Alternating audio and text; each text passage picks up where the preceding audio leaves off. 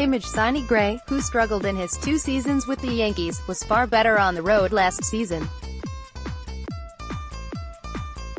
CreditCreditHannah Foslien, Getty ImagesOn July 31, 2017. The Yankees sent 3 solid prospects to the Oakland Athletics in exchange for Sonny Gray, who was expected to immediately stabilize New York's starting rotation. At the time, it seemed like a smart deal for the Yankees, who were acquiring a formidable right-hander who had been an all-star in 2015. But it never worked out that way. Instead, by early August of last season, a struggling Gray had been demoted to the bullpen. When the postseason arrived, Gray was left off the team's roster for both rounds. Not much later, general manager Brian Cashman made it clear that he was ready to trade Gray elsewhere. On Monday evening, Cashman did just that.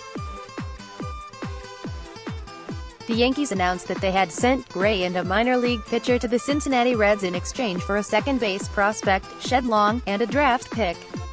In a subsequent trade, the Yankees then shipped Long to Seattle in exchange for the outfielder Josh Stowers, who was rated the Mariners' 10th best prospect.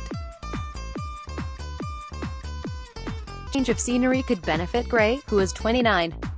So might his reunion with Derek Johnson, who was his pitching coach at Vanderbilt University and has now taken on the same role with the Reds. Gray went 11-9 for the Yankees in 2018, but the winning record was covering up an ugly earned run average of 4.90, which pointed to his ongoing frustrations on the mound.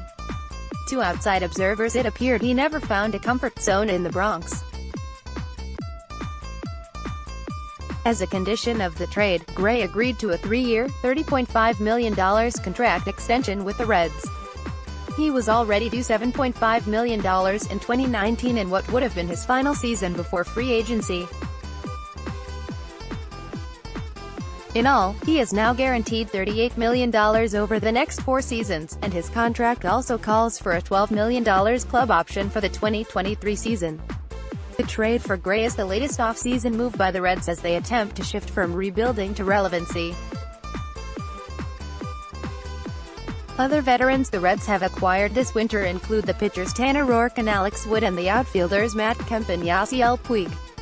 As for the Yankees, they lose pitching depth with Gray's departure, but that did not seem much of an issue for Cashman.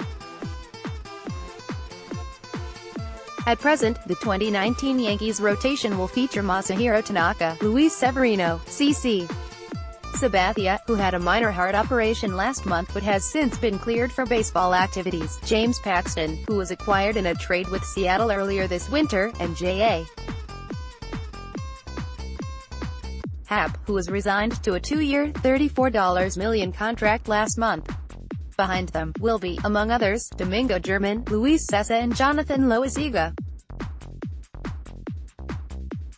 Gray posted a respectable 3.17 ERA in 71 innings on the road last season, in contrast to a miserable 6.98 mark in nearly 59 innings at home. That suggests that Gray might indeed do better in Cincinnati, where the media scrutiny will also be less intense than in New York. Then again, the Reds Stadium, the Great American Ballpark, is a bandbox, which actually factored into the Reds' thinking in signing Gray to an extension. The Reds believe their park's small dimensions make it difficult for the team to attract talented pitchers.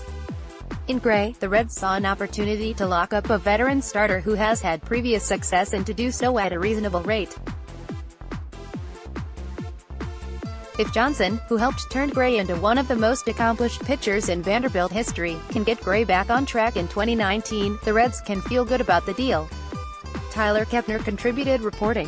Follow James Wagner on Twitter, @ByJamesWagner. A version of this article appears in print on page V10 of the New York edition with the headline, "Yanks send Gray to Reds and get prospect." Order reprints. Today's paper. Subscribe.